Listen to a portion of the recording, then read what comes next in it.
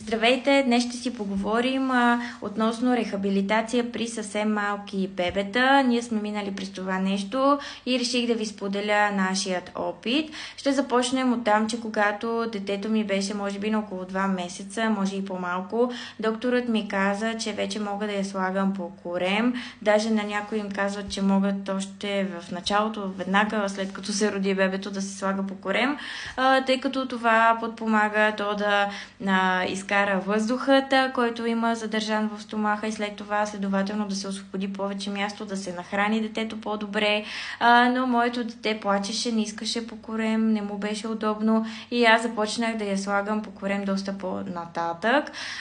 Другото, което е, след като тя навърши може би 5-6 месеца, докторът искаше при проверката ни попита дали тя може така да се изправя ето така на ръцете си, което тя не правеше. Тя се опираше на лакти, но не изправяше ръцете директно така. И той реши да ни прати на рехабилитация, тъй като според неговите представи на тази възраст детето вече би трябвало да умее това нещо.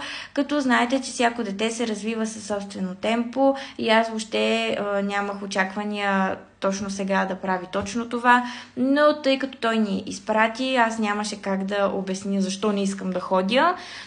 И още повече да спомена, че аз живея в Чехия. Тук има и безплатна рехабилитация, има и частна, която се заплаща, но може и в болницата да отидете на безплатна рехабилитация. Така че реших и отидох с дъщеря ми там.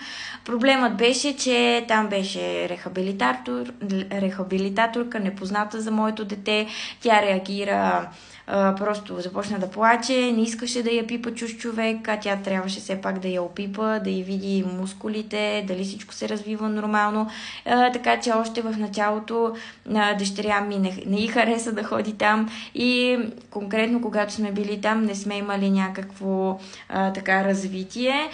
Хубавото беше, че рехабилитаторката ни показа как правилно да носим детето, тъй като знаете, че майките най-често си носят децата така с лице към тях, като ни обясни, че това не е най-хубавата поза за носене.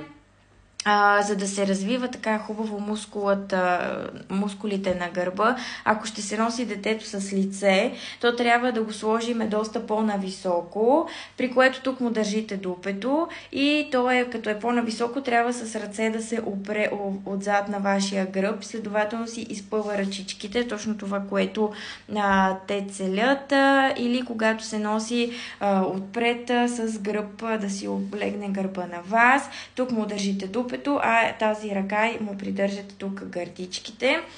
И третата поза, подходяща за по-малки деца, е поза тигър. Каза, че се казва, когато държите тук бебето, то лежи по корем, тук му подпирате гърдите и тук му е главичката. Това са трите най-подходящи пози за деца около 4-5-6 месечна възраст. Така че започнахме при тази рехабилитаторка с изпъването на ръчичките и тя ни каза, да отидем там след какъв си период, когато тя вече умееше да си изпъва ръцете, но дойде момента, в който навърши 6 или колко месеца и докторът вече искаше тя да пълзи. Обясни ни, че особено при момичетата е много важно детето да пълзи преди да проходи, защото му се развиват тазобедрените стави и особено когато един ден забременее, това играе важна роля, така че особено при момиченцата е важно да пълзи детето, помага и за координацията на тялото и така нататък. Знаете, че има много деца, които преди директно започват да ходят, не пълзят изобщо, не е болка за умиране, но ние родителите бихме могли да помогнем да стимулираме децата да пълзят, тъй като това е в тяхна полза. И конкретно заради това и реших да направя това видео и да ви покажа как аз успях да помогна на моето дете. При второто посещение при рехабилитатор тя ни показа как да слагаме детето на 4 крачета и да поставяме топка, която се поставя под таза, така както е коремчето му и малко по-ниско и де факто то си изпъва ръцете и започва да държи баланс между тях. на тях, т.е. така че купихме по-голяма топка, решихме, че тя не ни е подходяща, купихме по-малка топка, след това купих трета топка по-мекичка. Общо взето тренирахме и на тази топка. Но тя започна да пълзи, като си изпъваше ръцете и с тях се придвижваше напред, а краката оставаха изпънати и тях просто ги придърпваше. Това беше първият вариант, с който тя пълзеше. Ще кача отделно видео, в което да видите как изглеждаше точно. Но нали, целта беше да започне на 4 крачета да пълзи. И аз видях в магазин за играчки мече. Проверих, че и в България го продават това мече, което пълзи, говори, пее и де-факто по този начин стимулира и детето да пълзи. Не бях сигурна дали ще проработи, но реших да го купя. Сега видях, че това мече го има и в България, но там ми излезе на цената около 120 лева, което за играчка ми се струва доста. Знам, че са хора, които така или иначе ще го купят, но за мен тази цена е доста висока. Тук ново мече струва 80 лева, а аз дори го намерих на Vinted. Говорила съм ви за тази апликация.